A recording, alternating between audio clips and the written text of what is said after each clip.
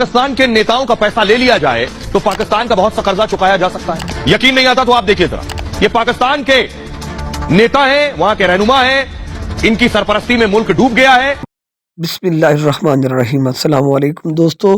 वैसे तो पूरी दुनिया इस वक्त पाकिस्तानी हालात पर नज़र जमाए हुए है, लेकिन इस वक्त जो पाकिस्तानी कौम का हाल है और ये तमाम तर मामलात पाकिस्तानी सियासतदानों या पाकिस्तानी स्टेक होल्डर्स ने कर रखा है, तो इस पर दुनिया के मीडिया की तनकीद तो बनती है, ख़ुसूसन भारतीय मीडिया पर।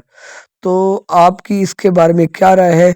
अगर वीडियो आज की अच्छी लगे तो चैनल को ज़रूर सब्सक्राइब कर दें और दोस्तों तक वीडियो शेयर करें। अल्लाह हाफिज़।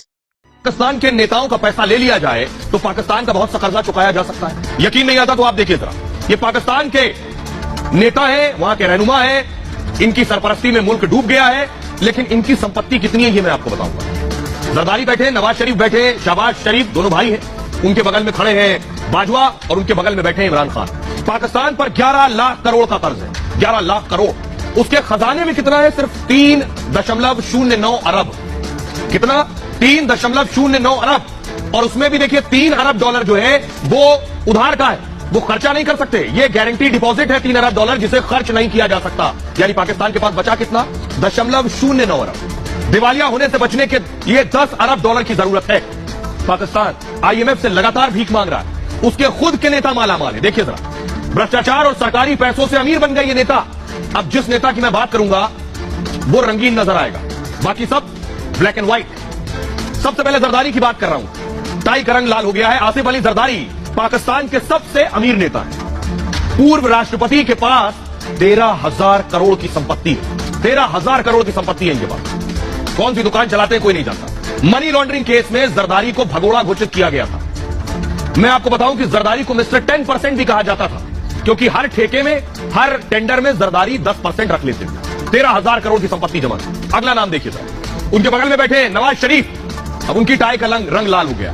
पूर्व PM नवाज शरीफ के पास भी अकूत खजाना है। शरीफ के पास 12,000 करोड़ से ज्यादा की प्रॉपर्टी है। भ्रष्टाचार के चलते शरीफ को प्रधानमंत्री पद छोड़ना पड़ा। देश छोड़कर भी भाग गए नवाज शरीफ लंदन में। उनके बगल में दूसरे भाई बैठे शहबाज शरीफ। अब शहबाज शरीफ की टाई का रंग हरा हो गया। अब उनके बारे में हम बता रहे हैं। मौजूदा PM शहबाज शरीफ तीसरे अमीर नेता है पाकिस्तान में। इनकी संपत्ति देखिए, 700 करोड़ की संपत्ति है PM की। पूर्व PM इमरान खान पर फिजूल खर्ची का आरोप लगे और 370 करोड़ की प्रॉपर्टी। अभी इमरान की बात हो रही, इमरान के पास 370 करोड़, शहबाज के पास 700 करोड़। घर से ऑफिस जाने में इमरान ने 98 करोड़ रुपए उड़ा दिए, सिर्फ घर से ऑफिस जाने में। इमरान के खर्च से पाकिस्तान की कंगाली और बढ़ गई है।